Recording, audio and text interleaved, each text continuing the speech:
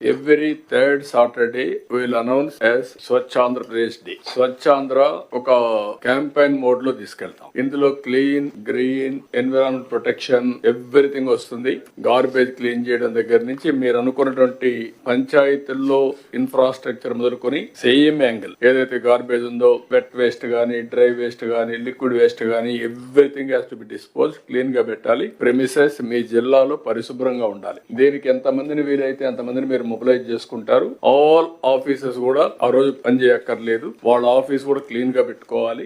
ఆలోచన విధానంలో కూడా మార్పు తీసుకురావాలి. ఒక లెగసీ క్రియేట్ చేయాలి. ఫస్ట్ వర్క్ ఇది అయిన తర్వాత ఒక లెగసీ క్రియేట్ కావాలి. ఎక్కడ చూసినా ప్లాంటేషన్ పెట్టడం, ఆ ప్లాంట్స్ అన్ని ప్రొటెక్ట్ చేయడం, ఒక గ్రీనరీ కాన్సెప్ట్, క్లీనినెస్, హైజెనిక్, ప్రజల్లో చైతన్యం, గోయింగ్ ఆన్ టాకింగ్, ఇది ఒక ఉద్యమంగా తీసుకెళ్దాం. అందరం పార్టిసిపేట్ చేస్తాం. దానివల్ల over a period of time ఒక లెగసీ తయారవుతుంది. ఇప్పుడు జపాన్ కి పోతే కాగితాలు ఎక్కడ బయటేరు. ఒకవేళ ఎక్కడన్నా ఒక కాగితం కనపడిస్తే తీసి పర్సులో పెట్టుకుని ఇంట్లో డస్ట్బిన్ వేస్తారు. అందుకే అక్కడ క్లీన్ చేయరు. క్లైమేట్ కూడా మనకు వస్తుంది. క్లీన్ చేయకపోయినా పరిశుభ్రంగా ఉంటాయి. ఇక్కడ మనకి ఏమైందంటే క్లీన్ చేసినా కూడా మళ్ళీ ఒక గంట మార్నింగ్ పోయి చూస్తే చాలా హ్యాపీ, మధ్యాహ్నం పోయి చూస్తే మళ్ళీ మామూలు అయిపోతుంది. దారిలోనే పారేస్తారు. టీ కొట్టు నుంచి నేరుగా రోడ్డు మీద పడేస్తాడు. ఇల్లు క్లీన్ చేస్తారు, రోడ్డు మీద పడేస్తున్నారు. ఇవన్నీ వస్తున్నాయి. దీన్ని మనం ఒక రోజులో అయిపోతుంది కాదు. Old habits won't die so easily. Going on, reminding, practicing, then it will have a day.